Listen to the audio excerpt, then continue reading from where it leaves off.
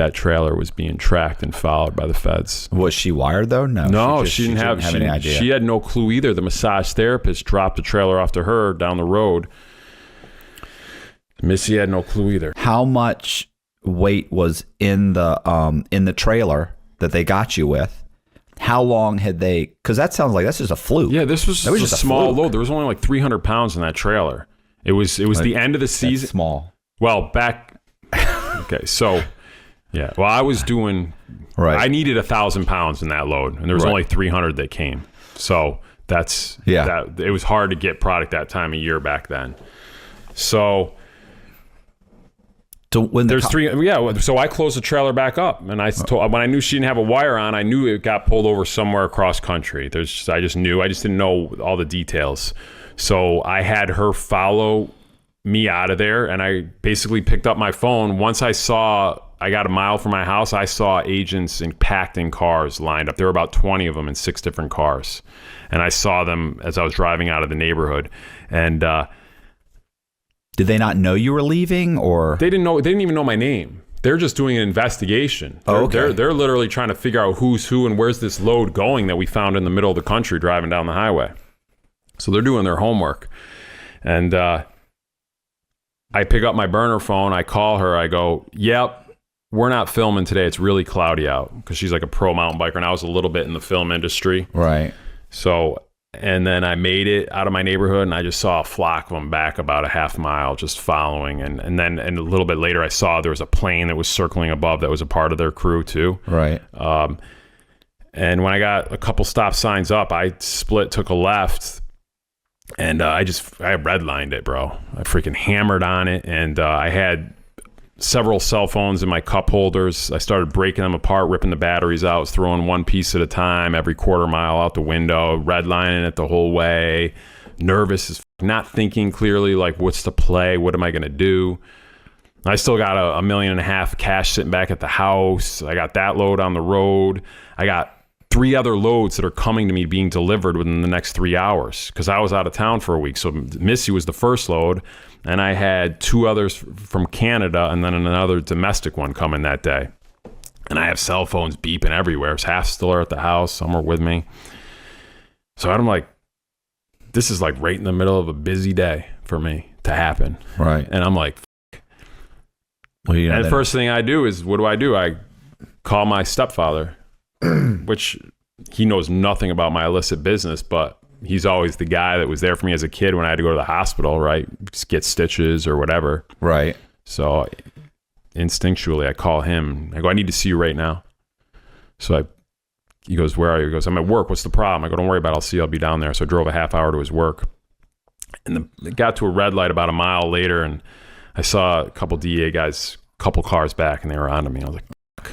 So at this point, they obviously ran my license plate. They're running GPS on my personal phone, which I haven't gotten rid of. I kept my personal.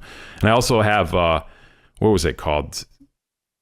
OnStar? Oh, yeah. They used to have the OnStar. I had the OnStar in the car. So they could have been tracking that by now, too. Who knows? I don't know how fast they were moving. But once I got on the highway, though, I created kind of a cluster of traffic. There was a 3-lane highway, and I had 2 18-wheelers, one in the far left lane, one in the middle lane. They were side by side.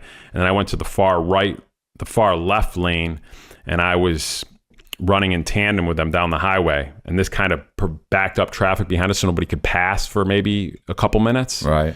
And once I had a cluster of traffic and I saw the DA was about 6, 7, 8 cars back, I then creeped up a little bit, got in front of the 18-wheelers, and then I punched it, doing 100.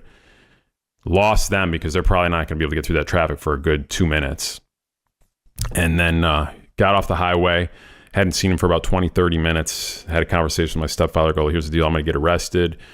There's a few $100,000 in a picnic basket in your basement. Can you do me a favor, grab that, save it for me, and get me an attorney? He's like, what? What are you talking about? Like, he has no clue. He thinks I'm just like... You put him pools. What are you doing? Yeah, what are you talking about? No clue. And, and I'm like... But he kept cool. He didn't even like flinch. Yeah. He was just like, he's seen probably a lot of shit. He's watched a lot of movies as a kid, right? So he's just like, okay, so... That's it. Then I'm leave him. I go, what do I do now? For $60,000, I can get a passport, get out of the country. I got enough money stashed in other places where I can live comfortably forever. Right. But I'm on the run then. That's no more life. The life I know is done. Well, not that I really had one. I didn't have kids, which is good, right? So that was kind of a viable option in a way. But then I'd have to always be, I would always be watching. I wouldn't want to deal with that shit. So then I kind of just said, you know what, it's time to go back. I'm going to drive home. So I drove home. And for some reason, I decided to stop at the gas station and fill up with a tank of gas because I just felt like before I go to meet the enemy, I wanted to have a full tank of gas. Right. I have no, just another, too many movies, right? All right. So, and as I'm pumping the gas, they rush up to me. Down on the ground, down on the ground. I'm like, Jesus Christ, I almost peed my pants. I didn't see him coming. I thought I was going to meet him at my house. Right. So, but actually some troopers saw me. They probably had it on the radio everywhere. Look for this truck, right? So some trooper found me. I found it at a later date. My buddy actually knew the trooper, but brought me back to the house, cuffed me up, had me sit outside my house where about 20 plus agents swarmed my house, asked them to get inside. What's in there? Anybody in there? Any guns? I just said, I'm sorry, what's going on? I wish I could help you, but I can't help you if I don't know what's going on. All right. And that's all I said. I need to speak to a lawyer. Yeah.